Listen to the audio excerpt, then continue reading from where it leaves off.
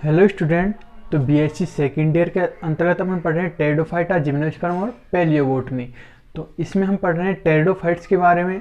तो आज हमारा जो टॉपिक रहेगा भाई, हम जो टेरिडोफाइट्स का जब वर्गीकरण पढ़ते हैं तो उसमें पढ़ते हैं उसमें विभिन्न प्रकार के प्रभाग में विभाजित किया गया है। तो आज का अपना टॉपिक है भाई टेरिडोफाइट्स के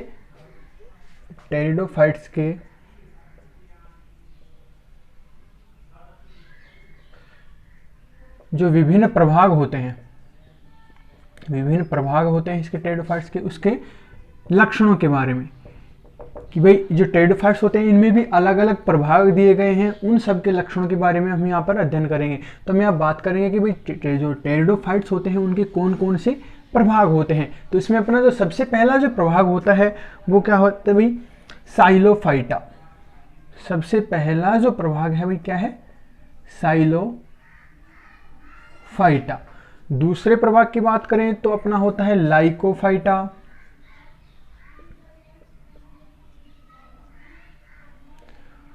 और तीसरे प्रभाग की हम बात करें तो तीसरा प्रभाग होता है स्फिनोफाइटा। और चौथा प्रभाग की हम बात करें तो होता है फिलिकोफाइटा।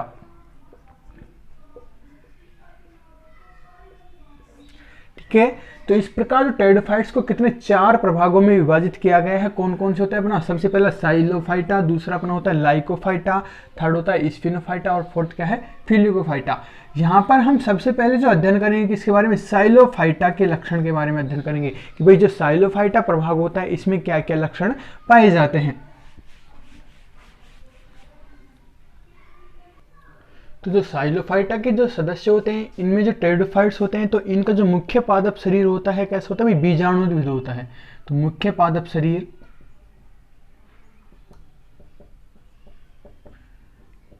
बीजाणुद्भिद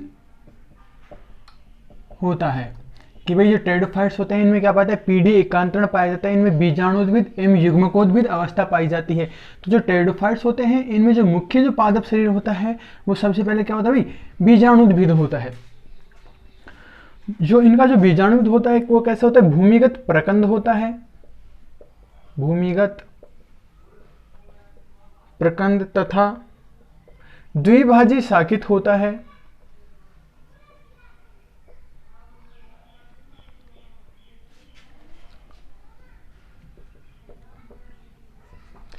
इसके अलावा इसके हम दूसरे कैरेक्टर की बात करें तो इनमें क्या होती है, जो मूल होती है वो क्या होती है, अनुपस्थित होती है। हम कह सकते हैं जो जड़ होती हैं साइलोफाइटा के सदस्यों में अनुपस्थित होती हैं। लेकिन हमने बताया था कि भाई एक ऐसे होते हैं इनमें प्रकंद होता है, तो प्रकंद से फिर क्या निकलते हैं, मूल के स्थान पर क्या पाई जाती है, मूलाभास पाए जाते हैं। तो प्रकंद से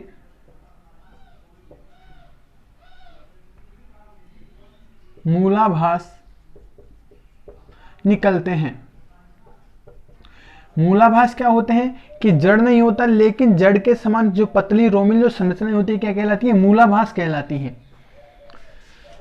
उसके अलावा नेक्स्ट कैरेक्टर की बात करें तो इनमें जो पत्तियां होती हैं अनुपस्थित होती हैं। साइलोफाइटम के सदस्यों में पत्तियां कैसी होती है, अनुपस्थित। एग्जाम्पल की बात करें तो जैसे राइनिया जो टेरिडोफाइट्स होते हैं वो। इसके अलावा सरल होती हैं या कुछ में बहुत छोटी होती हैं एवं अव्रंत होती हैं, मतलब कि इनमें जो पत्तियां होती हैं व्रंत से जुड़ी हुई नहीं रहती हैं। और नेक्स्ट कैरेक्टर की बात करें तो नेक्स्ट कैरेक्टर होता है अपना कि इनमें जो संवहन होता है वो कैसा होता है, ठोस रंभ पाया जाता है। संवहन कैसा होता है, ठोस रंभ पाया जाता है। और इस ठोस रंभ के जो केंद्र भाग होता है इसके केंद्रीय भाग में संवहन के लिए क्या पाई जाती है, जाइलम वाहिकाएं पाई जाती हैं। जो एवं जो इसका जो परिधीय भाग होता है, परिधीय भाग में क्या पाया जाता है, फ्लोएम पाया जाता है। परिधीय भाग में फ्लोएम होता है। तो जो संवहन का काम करते हैं जाइलम और फ्लोएम, तो जो जाइलम होता है जल का संवहन करने का काम करता है और जो फ्लोएम होता है अन्य जो मिनरल्स या खाद्य पदार्थ होते हैं उनके संवहन का कार्य करता है। इसके अलावा कि इनमें ऐदा होती है जो अनुपस्थित होती है, ऐदा अनुपस्थित होती है, और ऐदा अनुपस्थित होने के कारण इनमें द्वितीयक वृद्धि नहीं पाई जाती है। इनमें द्वितीयक वृद्धि नहीं पाई जाती है। द्वितीयक वृद्धि से मतलब कि इनकी जो तना होता है या जो अन्य भाग होते हैं उनकी चौड़ाई और लंबाई में क्या नहीं हो पाती, वृद्धि नहीं हो पाती है। इसके अलावा नेक्स्ट कैरेक्टर की बात करें तो नेक्स्ट कैरेक्टर होता है कि इसमें जो बीजाणु धानियां होती हैं, भाई मुख्य पादप सिर क्या होता है, बीजाणुविद, और जो बीजाणुविद पादप होता है इसमें किसमें बीजाणु धानियों का निर्माण होता है। तो इसमें जो बीजाणु धानियां होती हैं वायवीय शाखाओं के शीर्ष पर उपस्थित होती हैं या फिर धसी हुई होती हैं, धसी हुई होती हैं। ठीक है भाई, बीजाणु धानियां कैसी होती हैं, शाखाओं के शीर्ष पर होती हैं या फिर धसी हुई पाई जाती हैं। और जो साइलोफाइटा के जो सदस्य होते हैं इनमें जो बीजाणुओं की बात करें तो इनके जो बीजाणु होते हैं समबीजाणुक होते हैं। समबीजाणुक हमने पढ़ लिया क्या होते हैं कि भाई जो बीजाणु होते हैं एक समान होते हैं, मतलब आकार आकृति में कैसे होते हैं, समान होते हैं। उस प्रकार के जो बीजाणु होते हैं कौन से कहलाते हैं, समबीजाणु कहलाते हैं। तो जो साइलोफाइटा के जो सदस्य होते हैं इनमें समबीजाणुक प्रकार के बीजाणु होते हैं। इसके अलावा नेक्स्ट कैरेक्टर की बात करें तो इनमें भी जो युग्मकोद्भिद होता है, युग्मकोद्भिद रंगहीन होता है, वह मृतोपजीवी होता है।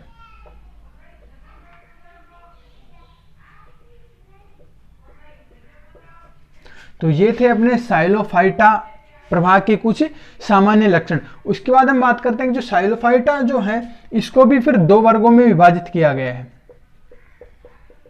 साइलोफाइटा को कितने वर्गों में विभाजित किया गया है, दो वर्गों में। इसमें से अपना जो पहला है वो है साइलोफाइटोप्सिडा, साइलोफाइटोप्सिडा।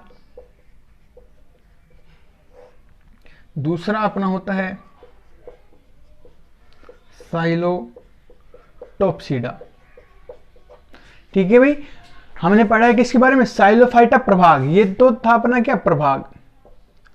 उसके बाद साइलोफाइटा प्रभाग को दो वर्गों में विभाजित किया गया है। कौन कौन सा है, एक तो साइलोफाइटोप्सिडा और दूसरा अपना साइलोटोप्सिडा। तो इसके सामान्य लक्षणों के बारे में भी हम यहाँ पर अध्ययन करेंगे कि भाई जो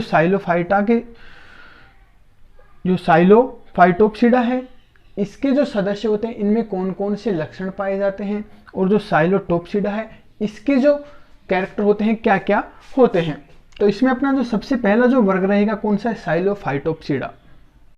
तो यहां पर अपना वर्ग कौन सा है, साइलोफाइटोप्सिडा पहला वर्ग है। इसमें कौन कौन से लक्षण पाए जाते हैं उनके बारे में पढ़ेंगे। तो इसमें अपना जो सबसे पहला लक्षण होता है कि इनमें जो पादप शरीर होता है, जो पादप काय होता है भाई, वो कैसे होता है, भूमिगत होता है और किसके रूप में पाया जाता है, प्रकंद के रूप में पाया जाता है। और इससे पहले भी हमने पढ़ा है कि कैसे होते हैं, द्विभाजी शाखित होते हैं। कैसा होता है, द्विभाजी शाखित होता है। दूसरे कैरेक्टर की बात करें तो दूसरा कैरेक्टर होता है इसमें भाई मूल क्या होती है, अनुपस्थित होती है इसके लक्षण में भी। लेकिन हमने पढ़ा है कि क्या पाए थे, मूल के स्थान पर मूलाभास पाई जाती है। लेकिन क्या होते हैं, मूलाभास उपस्थित होती हैं। ये इसका दूसरा कैरेक्टर होता है। इसके अलावा तीसरे कैरेक्टर की बात करें तो इसमें जो वायवीय शाखाएं होती हैं, हमने पहले पढ़ा है कि साइलोफाइटा में कैसी होती है, वायवीय शाखाएं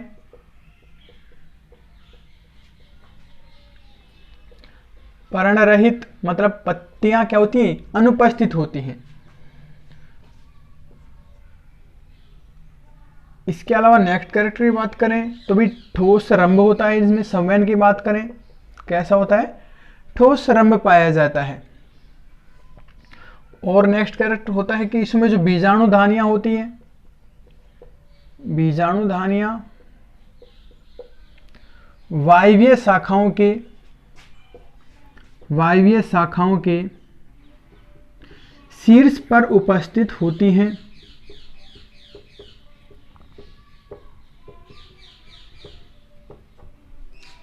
लगभग हम बात करेंगे जो साइलोफाइटोप्सिडा में जो कैरेक्टर होते हैं वो भी किसके समान पाए जाते हैं, जो साइलोफाइटा जो हमने प्रभाग पढ़ा है उसी के समान इसमें क्या पाए जाते हैं, कैरेक्टर पाए जाते हैं।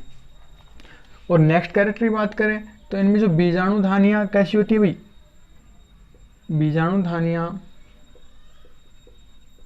मोटी भित्ति युक्त होती हैं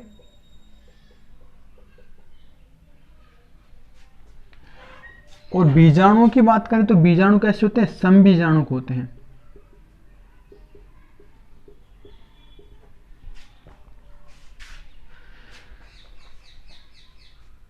इसके अलावा हम बात करें तो सबसे पहले ऊपर जो वर्गीकरण पढ़ते हैं तो क्या आता है, प्रभाग आता है, प्रभाग के बाद अपना आता है वर्ग आता है, वर्ग के बाद अपना क्या आता है, गण आता है।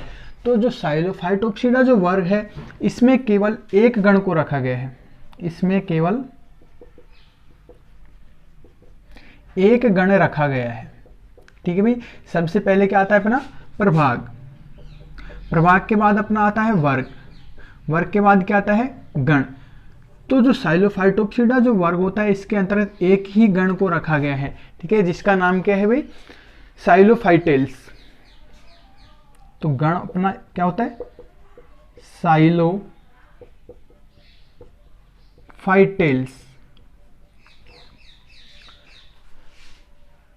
अब उसके बाद हम इसके एग्जाम्पल की बात करें तो एग्जाम्पल क्या क्या होते हैं, एक तो होता है राइनिया, टेरिडोफाइट्स, दूसरा अपना होता है हार्नियो, फाइटोन होता है, और थर्ड एग्जाम्पल की बात करें तो अपना होता है एस्ट्रोजाइलोन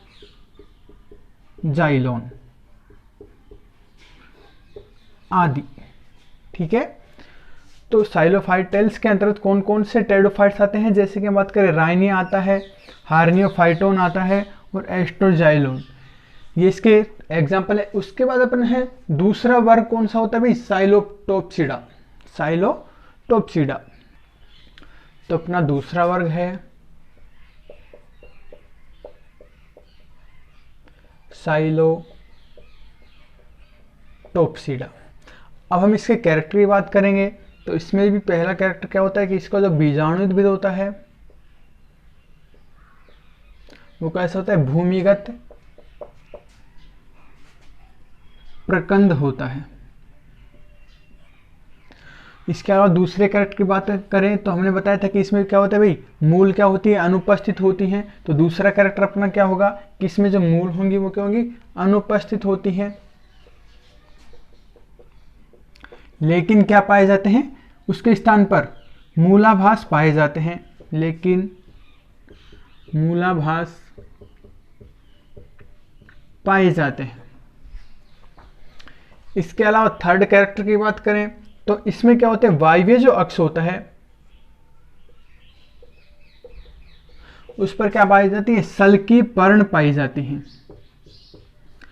इससे पहले वाले हमने पढ़ा है साइलोफाइटोप्सिडा में क्या होता है कि भाई जो पर्ण अनुपस्थित रहती हैं, ठीक है, लेकिन यहां पर हमने पढ़ा है कि जो वायवीय अक्ष होता है उस पर किस प्रकार की, सल की प्रकार की पर्ण पाई जाती हैं। नेक्स्ट कैरेक्टर की बात करें तो भाई इसमें जो रंभ की बात करें तो ठोस रंभ पाया जाता है। इसके अलावा कुछ जो प्लांट होता है उसमें नाल रंभ भी पाया जाता है। इसके अलावा जो ये कैसे होते हैं, समबीजाणुक होते हैं।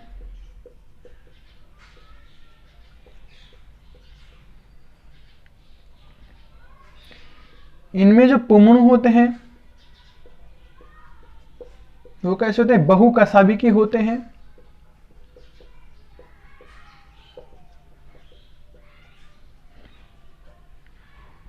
और इसके जन्नांग की बात करें तो जन्नांग क्या होता है, प्रोथैलस में धसे हुए रहते हैं।